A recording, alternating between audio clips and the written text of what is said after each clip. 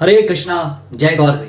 मैं अतुल्य निमाईदास आप सभी को प्रणाम करता हूं और आप सभी का स्वागत करता हूं 5 मिनट daily dose of Bhagavad Gita series में। तो हम पहुंच गए हैं पहले अध्याय के 36वें श्लोक पर। तो देखिए क्या कहा गया है।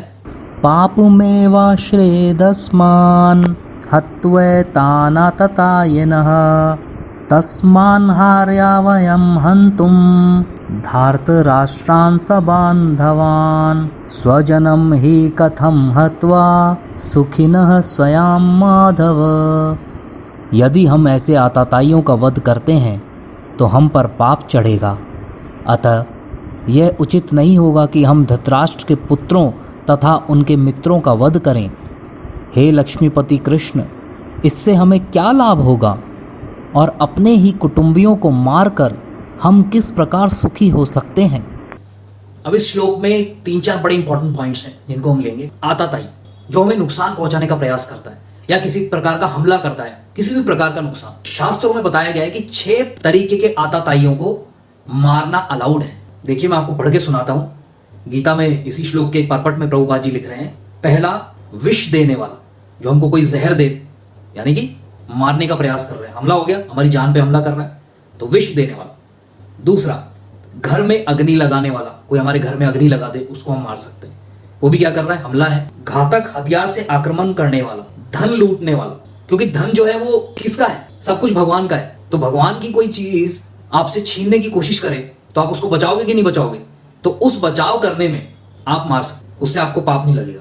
ये हम भौतिक जो इस मटेरियल वर्ल्ड में, यहाँ पर इस वर्ल्ड के अंदर जो रूल्स एंड रेगुलेशंस है उसके हिसाब से नहीं चल रहे हम। भगवान ने जो रूल्स एंड रेगुलेशंस बनाए हैं हम उसके हिसाब से आपको बता रहे हैं। पांचवा, दूसरे की भूमि हड़पने वाला, अगर आपकी कोई लैंड हड़प लेता है उसको भी आप मार सकते हो। हर चीज भगवान की है। तो अगर कोई हमको ट्रस्टी बनाए, हम तो ट्रस्टी हैं, ले मेरी तरफ से तू संभाल, तो अगर उसको कोई छीनने का प्रयास करेगा तो उसको आप मार सकते हो। ये शास्त्रों के आधार पर है बिल्कुल। और छठा है पराई स्त्री का अपहरण करने वाला। जैसे कोई व्यक्ति अगर आपकी पत्नी का या आपके घर के किसी भी स्त्री का अपहरण करता है तो आप उसको मार सकते हो, कोई प्रॉब्लम नहीं है उसमें, उसमें आपको कोई पाप नहीं लगेगा। ये शास्त्रों में बिल्कुल क्लियर है। ऐसे आताताइयों का तुरंत वध कर देना चाहिए क्योंकि इनके वध से कोई पाप नहीं लगता। परंतु अर्जुन महाराज जो थे वो भगवान के शुद्ध भक्त, वो साधु थे। बाहर से वो क्षत्रिय थे, अंदर से क्या थे, वो साधु थे। इसलिए वो साधु जैसा व्यवहार कर रहे थे, कह रहे इनको माफ कर दो, कोई बात नहीं। परंतु प्रभुपाद जी यहां लिख रहे हैं कि उनका उस समय जो धर्म था वो क्षत्रिय का धर्म था और क्षत्रिय का कर्तव्य है कि वो धर्म के लिए युद्ध करे। तो कौरव जो थे वो अधर्मी थे हर प्रकार से, इसलिए उनका वध करना अति आवश्यक था। इसलिए कृष्ण भगवान ने क्या किया, उन्हें इसके लिए प्रेरित किया। तो कौरव भी क्या थे, आताताई थे। उन्होंने जमीन भी हड़पी, धन भी लूटा, उनकी पत्नी जो थी उनको भरे सभा में क्या किया, बेइज्जत किया। तो इनके वध करने में कोई पाप नहीं लगेगा। परंतु सेकंड लाइन में अर्जुन महाराज क्या कह रहे हैं कृष्ण भगवान को कि अगर हम ऐसा करेंगे तो हमें पाप लगेगा। जिसने शास्त्र बनाए हैं, जिसने वेद दिए हैं, जिसने बताया है पाप क्या होता है और पुण्य क्या होता है, अर्जुन जी उनको बता रहे हैं कि इससे पाप लगेगा। उनको सिखा रहे हैं कि भैया ये मत करवाओ आप, इससे पाप लगेगा। तो वो भगवान को सिखाने की कोशिश कर रहे हैं। अब वो कोई नॉर्मल आताताई नहीं है, ये ध्यान रखिएगा। अर्जुन महाराज के रिश्तेदार हैं सारे। कोई नॉर्मल व्यक्ति अगर ऐसा कुछ करे, धन ले जाए, तो उसको तो आप तुरंत मार सकते हो। परंतु अगर कोई घर का व्यक्ति जिससे आपकी बड़ी आसक्ति है, जिससे आप बड़ा प्रेम करते हैं, अगर वो व्यक्ति ऐसी कोई गड़बड़ हरकत करे तो आपको मुश्किल होगी कि नहीं होगी उसके खिलाफ कोई भी एक्शन लेने में। मारना तो बहुत दूर की बात है, कोई भी एक्शन लेने में आपको प्रॉब्लम होगी। अर्जुन महाराज क्या चाहते थे कि इनके साथ थोड़ी सी नरमी बरती जाए, इनको मारा ना जाए। तो प्रभुपाद जी कह रहे हैं कि अर्जुन वॉज एक्टिंग कावर्डली, वो कायरता दिखा रहे थे, जबकि वो क्षत्रिय थे। क्षत्रिय का काम है युद्ध करना, परंतु वो वहां पे कायरता दिखा रहे थे। तो क्षत्रिय को कभी कायरता नहीं दिखानी चाहिए।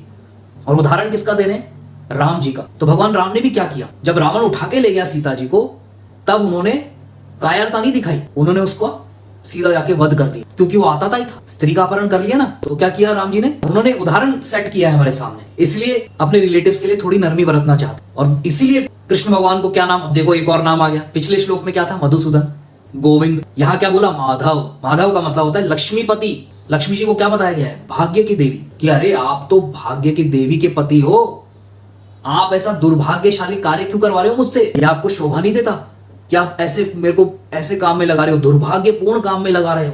तो प्रभुपाद जी एक पॉइंट और बड़ा क्लियर कर रहे हैं, जहां अर्जुन जी कह रहे हैं ना इनको मारने से पाप लगेगा, तो प्रभुपाद जी ये चीज भी कह रहे हैं कि एवरीबडी, सबको क्या करना चाहिए, जब भी वो कोई कार्य करे तो उन्हें ये ध्यान रखना चाहिए, कहीं मैं पाप कार्य तो नहीं कर रहा, कहीं मैं गलत काम तो नहीं कर रहा जिससे मुझे पाप लगेगा। ये बहुत इंपॉर्टेंट है, क्योंकि पाप का रिजल्ट होता है दुख। हमें जितने जीवन में दुख मिल रहे हैं वो हमारे पापों का फल है, या तो इस जन्म के पाप हैं या पिछले किसी जन्म के पाप हैं। तो हम रोते हैं अपने जीवन के अंदर, अरे कि मैंने ऐसा क्या किया था जो मेरे साथ ऐसा हो गया।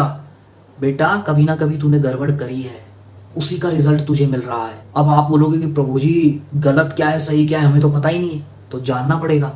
भगवत गीता में बता रहे हैं भगवान कि क्या सही है और क्या गलत है। तो सुनते रहिए इन क्लिप्स को और आगे बढ़ाइए लोगों को, ताकि पता लग सके कि पाप क्या है और पुण्य क्या है। तो यही कह के मैं विराम लूंगा। तो कल मिलते हैं अगले श्लोक के साथ। तो इतना ही कहूंगा कि 14 घंटे का लेक्चर सुन लो प्लीज, आपसे हाथ जोड़कर विनती है मेरी। डिस्क्रिप्शन में लिंक दिया हुआ है। फेसबुक पेज को लाइक कर दीजिए, यूट्यूब चैनल को सब्सक्राइब कर दीजिए, इन वीडियोस को ज्यादा से ज्यादा शेयर कीजिए। Thank you very much. Hare Krishna, जय गौर हरि। अगर आप प्रचार कार्य में कुछ सहयोग करना चाहते हैं तो दिए गए बैंक डिटेल्स में आप सहयोग राशि भेज सकते हैं, या फिर नीचे दिए गए फ़ोन नंबर पर पेटीएम भी कर सकते हैं। धन्यवाद।